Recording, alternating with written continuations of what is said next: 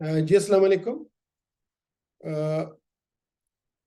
अपने YouTube channel के section question and answer में हाजिर हूँ।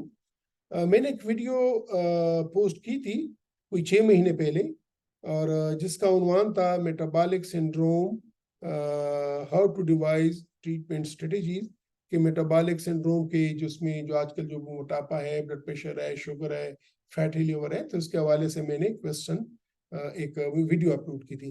तो इस पे मेरे भाई हैं उज़ैर अहमद, मेरे व्यूवर हैं उज़ैर अहमद, उन्होंने एक सवाल किया है कि G6PD का ट्रीटमेंट हो सकता है।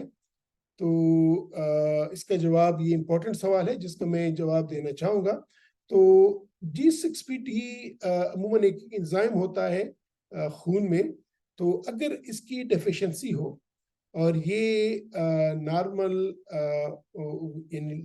ये बॉडी में उसकी मिकदार नॉर्मल लेवल से कम हो या ये ना हो, तो फिर कुछ जब हम कुछ मेडिसिन खाते हैं, कुछ खास तौर पे, या कोई चीज़ें खुराक में खाते हैं जिस तरह बीन्स वगैरह, वाइट बीन्स वगैरह, या कुछ ड्रग्स हैं जिसमें ये एंटी मलेरियल्स हैं, या ये एंटीबायोटिक्स हैं, क्विनोलोन्स वगैरह, कुछ और दवाइयाँ हैं।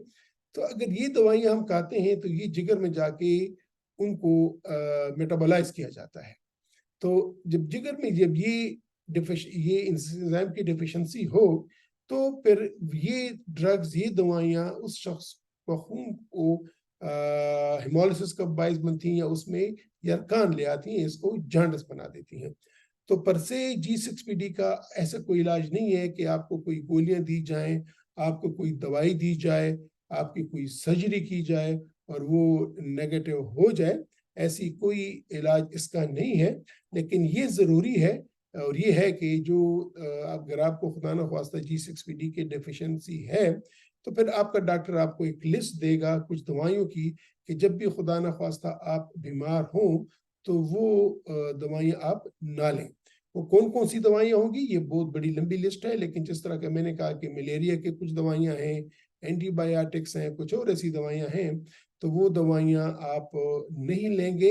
और जब आप नहीं लेंगे तो फिर आपको G6PD की डेफिशिएंसी की जो मसले होंगे, उसकी वजह से जो अरकान होता है, वो इंशाल्लाह आपको नहीं होगा। तो उम्मीद है कि मेरे इस एक्सप्लेनेशन से आपको आपके सवाल का जवाब मिल गया होगा। इजाज़त चाहता हूँ। खुदा हाफिज़।